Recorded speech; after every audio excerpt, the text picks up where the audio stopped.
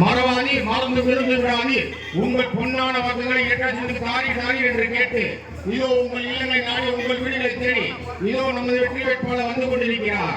நம் மண்ணின் மைந்தன் வந்து கொண்டிருக்கிறார். மறவாதி மறந்து விழுந்து விடாது உங்கள் சின்னம் இரட்டை இலை சின்னம், வெற்றியின் சின்னம் இரட்டை இலை சின்னம், ஏழையின் சின்னம் இரட்டை இலை சின்னம், உங்கள் சின்னம் இரட்டை இலை சின்னம், விவசாயிகளின் சின்னம் இரட்டை இலை சின்னம், உழைப்பாளிகள் சின்னம் இரட்டை இலை சின்னம். யாருங்கள் என்று கேட்டு உங்கள் பாதங்களை தொட்டு கேட்டுக் கொண்டிருக்கின்றோம். திண்டுக்கல் சட்டமன்ற தொகுதி வட்டக்கழகத்தின் செயலாளர், துடிப்புமிக்க செயல் வீரர், என்னுடைய பாசமிகு தம்பி, மரியாதைக்குரிய போஸ் அவர்கள், நம்முடைய தமிழ் மாநிலம் தெரியும். இங்கே நாங்களெல்லாம் இரட்டை இலட்சத்திலே ஓட்டுகள் கேட்டு வந்திருக்கிறோம். இங்கே இப்பொழுது 5 வருடம் முடிந்த ஆட்சியில் விலைவாசி குறைந்த ஆட்சி, சட்ட ஒழுங்கு கெடாமல் இருந்திருக்கிறதா என்பதை மட்டும் நாம் பார்க்க வேண்டும். விலைவாசி குறைந்திருந்தால், நல்ல ஆட்சி நடத்தியிருந்தால் இந்த ஆட்சியை நாம் பாராட்டி இருக்கலாம். ஆனால் 1000 ரூபாய் ஒரு குடும்பத்திற்கு கொடுத்துவிட்டு இன்றைக்கு அரிசி விலை, பருப்பு விலை, மண்ணெண்ணெய் விலை, நல்லெண்ணெய் விலை அத்தனையும் ஏற்றிவிட்டு, நம்முடைய மின்சார கட்டணத்தை உயர்த்திவிட்டு, சொத்து வரியை உயர்த்திவிட்டு, குப்பைக்கு கூட வரியை போட்டுவிட்டு மிக கேவலமான மோசமான ஒரு ஆட்சி நடந்து கொண்டிருக்கிறது. இதற்கு விடிவு செய்வதற்காகத்தான் இன்றைக்கு இந்த தேர்தல் நடந்திருக்கிறது. இந்த ஆட்சியை மாற்ற வேண்டும் என்பதற்காக வந்திருக்கிறோம். உங்களோடு உழைத்துக் கொண்டிருக்கிறார். பல முறை உங்களால் எம்பியாகவும் எம்எல்ஏவாகவும் அமைச்சர் பொறுப்பு ஏற்றிருக்கிறேன்.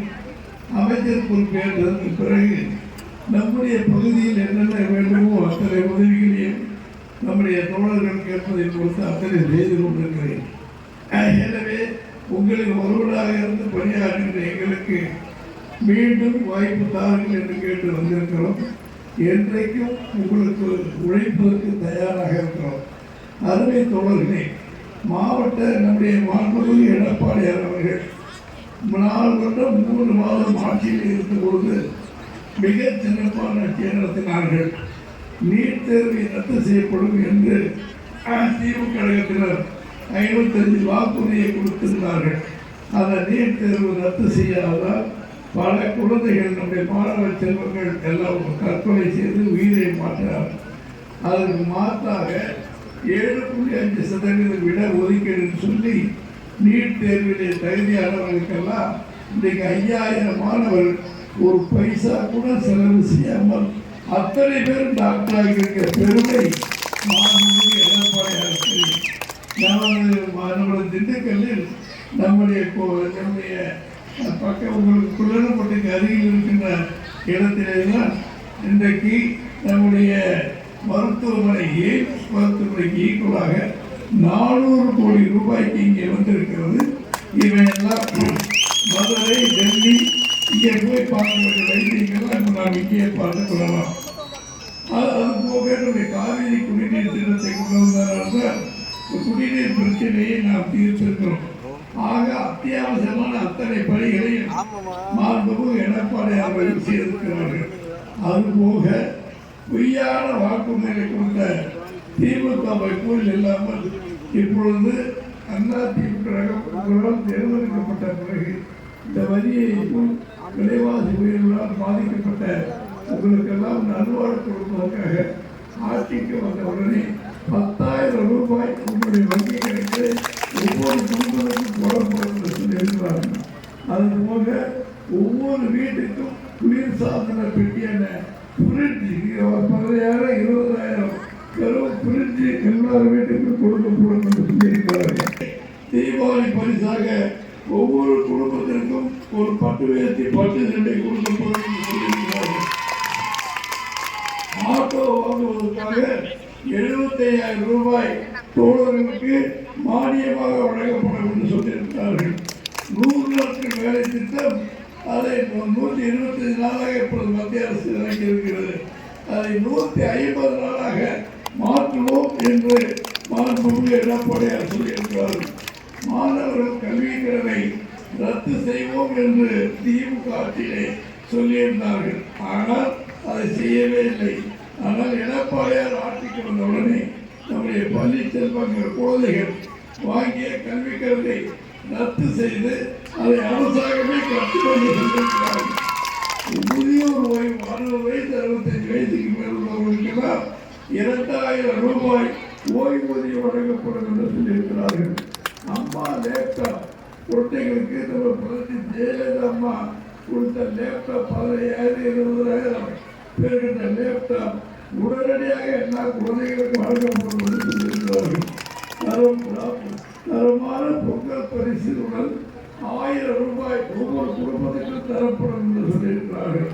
கிறிஸ்துவ மக்கள், முஸ்லீம் மக்கள் போன்ற சிறுபான்மை மக்களுக்கு தொழில் செய்வதற்கு அவர்கள் கடன் உதவியை கூட்டுறவு வங்கி மூலமாக எந்த கேட்கிறார்களோ அதை எப்படியே செய்யப்படும் என்று சொல்லியிருக்கிறார்கள். அதே போல மகளிருக்கு இருசக்கர வாங்குறவங்க 75,000 ரூபாய் ஒவ்வொரு பெண் குழந்தைகளுக்கும் கொடுக்கப்பட்டிருக்கிறார்கள். அது போக இன்றைக்கு பிஏ பிஎஸ்சி படித்த பெண் குழந்தைகள், ஆண் குழந்தைகள், +2 படித்த குழந்தைகள் அவர்களெல்லாம் ஏழை எம்ப்ளாய்மெண்ட் அலுவலகத்திலே படித்து பதிவு வைத்திருக்க வேண்டும். அப்படி பதிவு வைத்திருக்கிற குழந்தைகளுக்கு மாதம் பட்டதாரி பெண்களுக்கு 2,000, +2 படித்த குழந்தைகளுக்கு 1000 ரூபாய் நீங்கள் ஓட்டு போட்டு சேர்த்து அந்த குழந்தைகளை பாதுகாக்கிற வேலையை நாங்கள் ஏற்றுக்கொள்வோம் என்று சொல்லியிருக்கிறார்கள். இதெல்லாம் விட சிறப்பானது ஒரு வீடு இருக்கும். அதிலே குழந்தை குட்டிகளோடு கல்யாணமான குழந்தைகள் எல்லாரும் வைத்திருப்பார்கள். அப்படி இருக்குமானால் அத்தை தாய்க்கு ஒரு வீடு, மனமான ஆணுக்கு தனியாக ஒரு வீடு என்று வீடு இல்லாதவர்களுக்கு நிலம் வாங்கி வீடு காங்கிரீட் வீடு கட்டித்தரப்படும் என்று நம்முடைய எடப்பாடியார் சொல்லியிருக்கிறார்கள். இதெல்லாம் பணம் உதவி பணப்பட்டங்களையே எப்படி செய்வீர்கள் என்று நிருபர்கள் கேட்கிறார்கள்.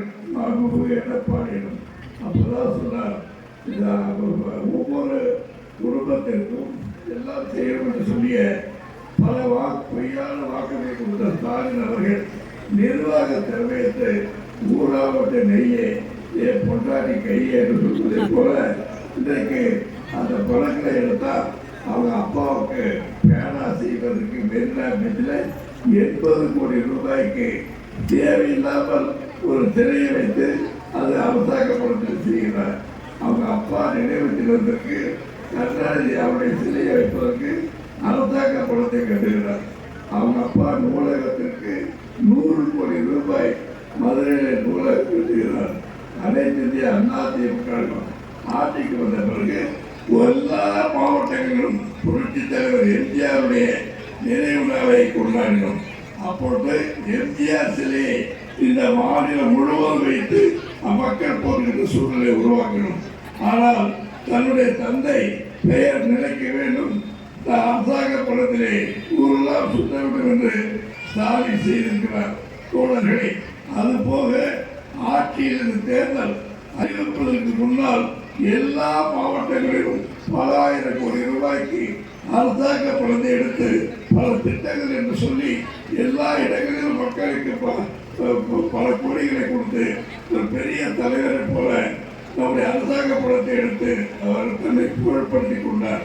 தன்னுடைய மகனை துணை முதலமைச்சர் ஆக்கிவிட்டு வாரிசு அரசாக இருக்கிறார். தன்னுடைய தங்கை கனிமொழியை இன்றைக்கு பாராளுமன்றத்தின் 2 சபைகளிலும் தலைவராக்கி அழகு பார்க்கிறார்கள். ஆக அந்த குடும்பம் அத்தனையுமே வாரிசு அடிப்படையில் இருக்கிறது. இந்த மேடையிலே இந்த எங்களோடு இருக்கிற நம்முடைய தலைவர்களை பாருங்கள். பிஜேபி ஆகட்டும், பாமக ஆகட்டும், இருக்கிற கட்சிகள் எல்லாம் அவர்களால் தேர்ந்தெடுக்கப்பட்ட அத்தனை பிள்ளைகளும் இன்றைக்கு இருக்கிறார்கள். ஆனால் திமுகவில் மட்டும்தான் வாரிசு அரசு இருக்கிறது. மூத்த தலைவர் துரைமுருகன் போன்றவர்கள், நேரு போன்றவர்களுக்கெல்லாம் எந்த பதவி இல்லாமல் ஏமாற்றப்பட்டுக் கொண்டிருக்கிறார்கள். அவருடைய பிரச்சனை விரைவிலே ஒரு முடிவுக்கு வரும். 9 அமைச்சர்கள், திமுக அமைச்சர்கள் மீது 9 அமைச்சர்கள் மீது சொத்து குவிந்து விட்டார்கள் சொல்லி வழக்கு போட்டு அவர் வழக்கு தண்டிக்கப்பட்டு நீதிமன்றத்தில் இருக்கிறது. அவர் அப்பீல் செய்து அது அப்படியே நிற்கிறது. விரைவிலே மத்திய அரசாங்கம் அதை கையிலே எடுத்து அவ்வளவு பேருக்கு விசாரணை செய்து அவர்கள் தண்டனை பெற்றிருக்கிறார்கள். அவர்கள் தவறு செய்திருக்கிறார்கள்.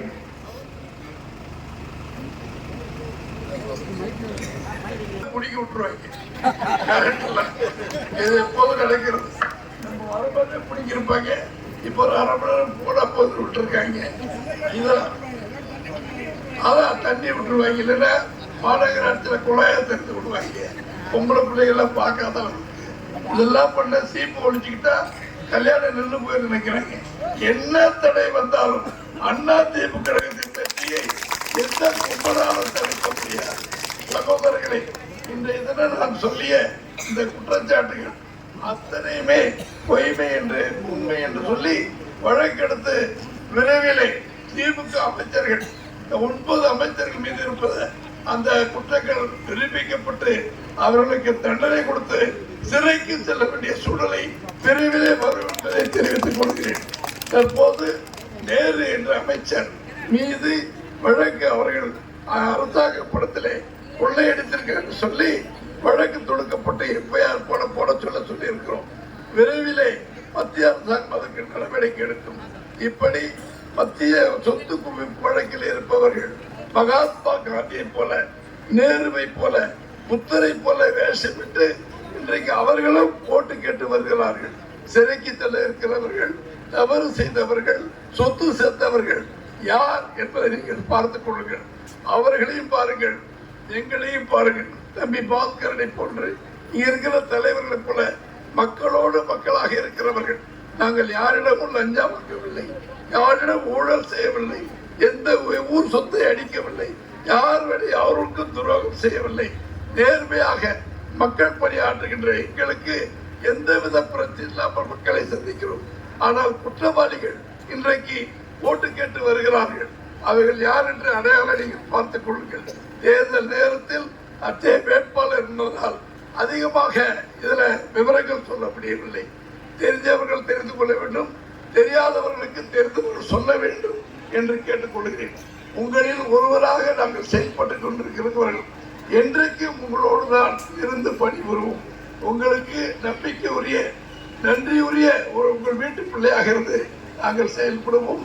உங்கள் பொன்னான வாக்குகளை இரட்டை சின்னத்திலே எங்களுக்கு அழைத்து வெற்றி தேடி தர வேண்டும் என்று உங்களுக்கு நன்றியோடு இருப்போம் என்று உங்கள் பாதங்களை தொட்டு வணங்கி கேட்டு அன்போடு விடைபெறுகிறோம். நன்றி.